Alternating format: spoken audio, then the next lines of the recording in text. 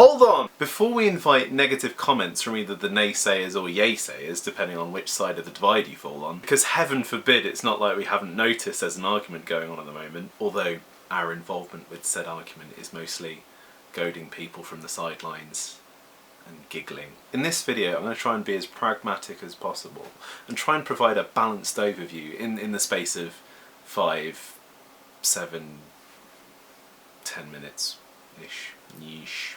So, some background. This video may or may not have come into being following the passing around of an infographic focusing almost solely on the Bechdel Test, essentially a litmus test for gender bias in fiction, based on representation of female characters. While a good grounding for bias, it should be noted that it's anecdotal as opposed to more academic analysis, which seemed to have caused a great deal of debate and essentially deepened lines of division by the pro and anti-Moffat movement. FiveWhoFans don't believe in taking sides. We believe feelings towards the Moffat era exist somewhere on a spectrum, as opposed to being wholly positive or negative, though if you look at any of our previous reviews you may get a feeling for our overall thoughts. But beyond that, we'll start with the classic series. During its run from 1963 to 1989, Doctor Who as a science fiction show is typically and expectedly slightly more progressive than most dramas. It's portraying a vision of the future, it's expected to be. However, alongside pretty much all television of the time, it was not without its racial and sexual stereotypes. A lot of the time, the makers were less bothered about portrayal of women, and the companion in particular, and more interested in how well they scream and how well they can retain the audience. Ugh. It'd be almost satirical to suggest that the classic series' treatment of its female protagonists isn't sexist, especially looking back from a modern perspective. However, some of the companions arguably elevated themselves out of the screaming damsel archetype and still hold up well today. Two of the most notable examples are Caroline John as Liz Shaw, who at times was the Doctor's scientific equal, and one perhaps acutely aware of what the Doctor was used to seeing in an assistant, quickly getting replaced with the more conventional Jo Grant after one series. Also, Sophie Aldred as Ace, competent, able, and, like most teenagers from inner city London, had a keen interest in homemade explosives. A lot of the focus during the last few series was given to Ace too, giving her a great deal of development and depth, and that relationship was the one that felt like Doctor Who more than ever was veering away from the expected archetype that its companions were supposed to fall into, and in doing so, move away from the more traditional sexist approach to the companion and their relationship with the Doctor. Arguably, the Ace and Seventh Doctor relationship was the one that Russell T Davies had in mind when developing the relationship between Rose and the Ninth Doctor, while never quite veering into mentor and apprentice, both are firm friends who rely on each other for support, survival and, general hijinks.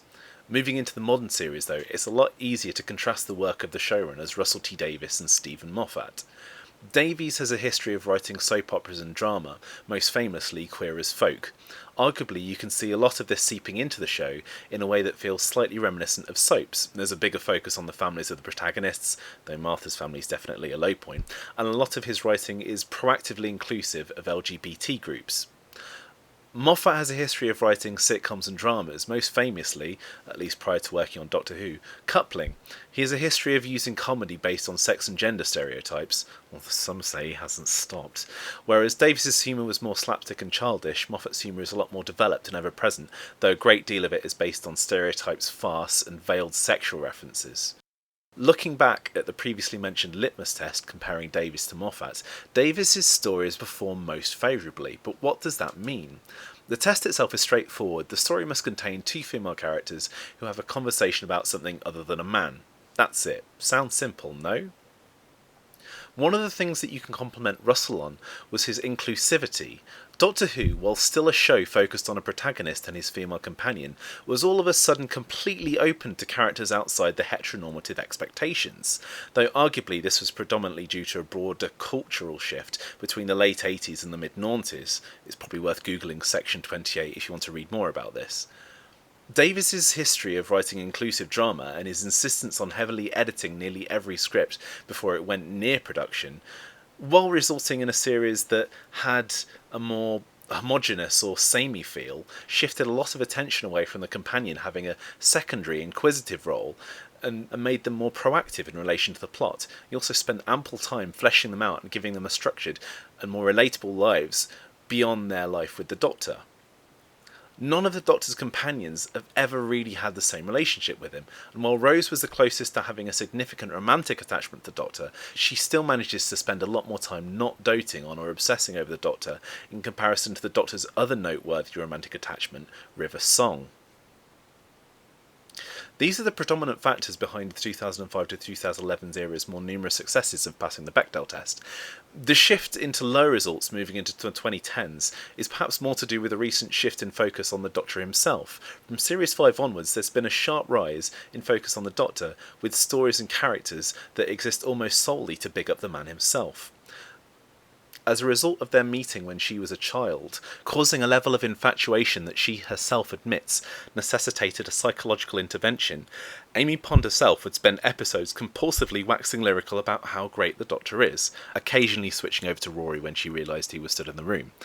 Clara Oswald, though pleasant and compassionate, has struggled with limited, genuinely erratic character development and almost copy-and-paste personality. Beyond that, we've got so little to go on. Consistently, Moffat's women fall into the strong woman archetype. While a step forward from the screaming damsel, the result is that all of the companions of the 11th Doctor have been sassy, independent, quick-witted, often infallible, paragons of intelligence, beauty, etc., but all utterly obsessed with the Doctor, the worst case being River Song. Despite all the enthusiasm we had for her pre-Series 5, River turned out to be little more than an obsessive cheerleader in Mary Sue, who for the duration of her entire life, practically from birth, is so utterly preoccupied with the Doctor, she's depressingly robbed of almost any other agency. The argument that Moffat's women aren't sexist purely on the basis that they're strong and spirited falls apart when those elements are a facade for an unnatural obsession with the titular main character. The idea that the Doctor is an ever-present and all-consuming element in the lives of those who encounter him, romantically or otherwise, severely hinders and reduces the relatability of the companions on a straightforward human level. As a viewer, unless we buy into their preoccupation, the audience surrogate is no longer a surrogate and more of an exponent for how exceptional the title character, and arguably the series itself, is. The knock-on effect and the consensus of myself and a lot of people who feel similarly on Stephen Moffat's era as showrunner is that Doctor Who feels like it's taken a huge step backwards in terms of gender representation. But worse too is the revived series' complete lack of a female voice behind its stories. Seriously, Russell managed to bring in one for 4 episodes, and Stephen hasn't even bothered to find any. Where the heck are they? The notion that there aren't any keen female drama writers interested in writing for a huge sci-fi vehicle like Doctor Who is absolute bunk. Torchwood should have proven that. Approximately a third of its writers are women. Is there a culture in the BBC itself that's skewed against female writers for a primetime Saturday evening show? Just what the frig is going on? Similarly too, when there were calls for a new female Doctor to be considered, the only official response we got from Stephen Moffat was to crack a joke about it. I don't mind jokes, but this is a genuine case where Moffat showed undue levity in the face of sexual representation, which, heaven forbid, is something which a lot of people, myself included, really care about. This time last year, in Doctor Who Sucks, I said, what the show really needs of the showrunner is a diplomat, and what it's sadly got is a comedian with his foot firmly stuck somewhere in his mouth. When Moffat's detractors call him out on sexism in interviews, he insists otherwise, then makes another joke based on gender stereotypes. He's helping no one and doing himself precious little favours. He spends so long apologising for things he supposedly didn't say, that he's not sexist, that he's not a misogynist, etc.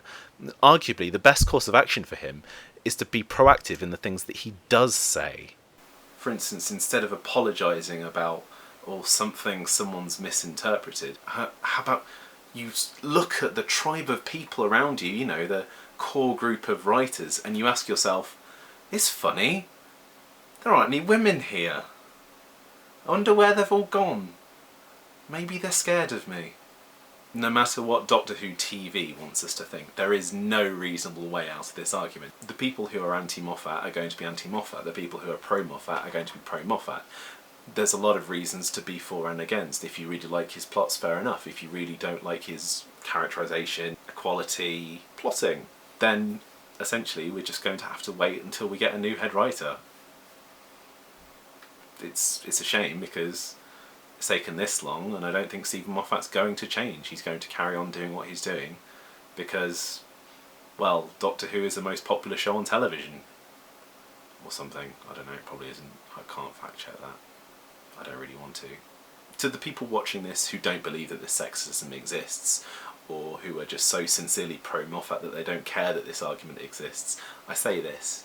We'll be considerate to you if you can be considerate to us. Just please accept that these issues are quite important to us, and we are quite passionate about them. And to display a level of passion against what we believe is equality is a bit of a shit thing to do, really. I say that knowing that Billy's probably going to be upset that I said the S word. Bugger.